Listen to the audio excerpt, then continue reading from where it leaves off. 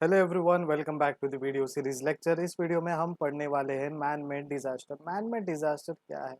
ये डिजास्टर जो है हमारे इंसानों ने किया हुआ है और हम इंसानों के वजह से ये डिजास्टर्स चालू हुआ है, यानी human made disasters.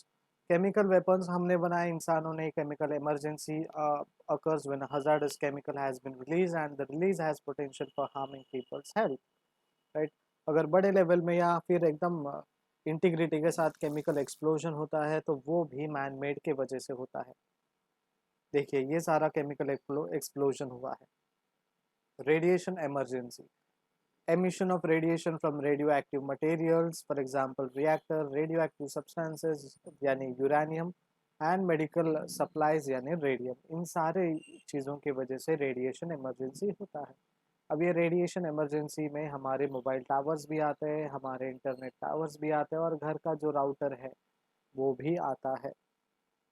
Bioterrorism is a terrorism by international release or dissemination of biological agents, bacteria, virus or toxins.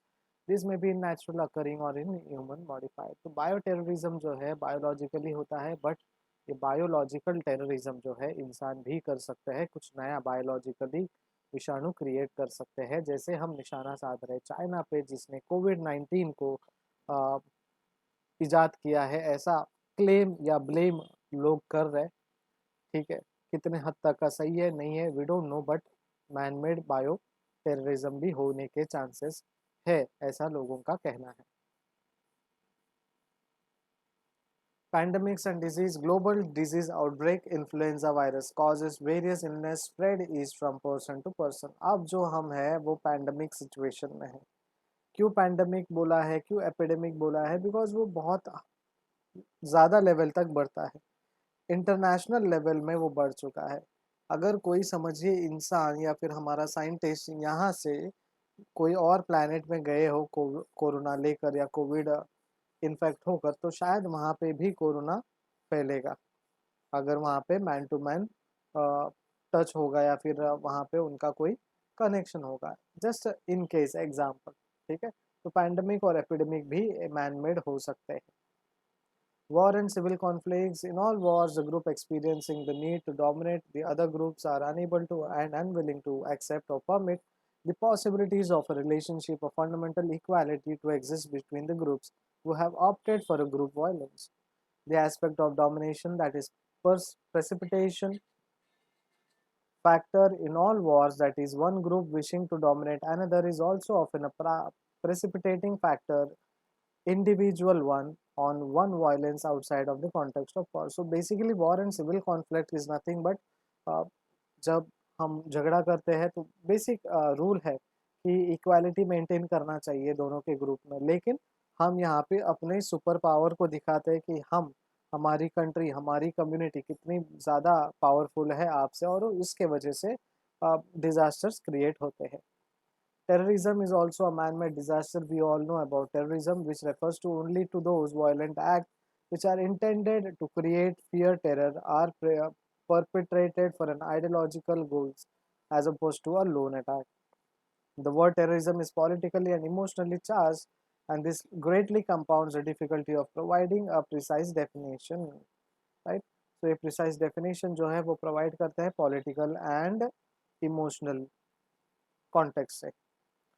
So by distinguishing the terrorism from other types of criminal and terrorism from other form of crime, we come to appreciate that terrorism जो है inelectable है, inelectable है, and वो equally important है, violence को threat करते हैं, designed to have a far-reaching psychological repercussion beyond the immediate victim or target, conducted by an organization which an identifiable chain of command or conspiratorial cell structure perpetrated by a subnational group और non state entity. तो ये जो terrorism है ये बहुत ज़्यादा level का violent भी हो सकता है। ऑर्गेनाइजेशंस होते हैं इनके, जो ऑर्गेनाइजेशन कंडक्ट करते हैं, और टेररिज्म बेसिकली लोगों को डराना, धमकाना और किसी को दहशत फैलाना है।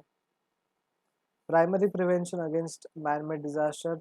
मैन मेड डिजास्टर का प्राइमरी प्रिवेंशन कैसा होना चाहिए कि वो जो भी प्रिवेंट हो रहा है वो कॉन्सिक्वेंशियल होना चाहिए और ऑकरेंस होना चाहिए, और एक्सप्लोजन, क्रैशेस या सडन केमिकल रेडिएशन हो रहा है तो वहाँ पे भी प्रिवेंशन बहुत ज़रूरी है। सो इसलिए हम कहते हैं prevention is better than cure.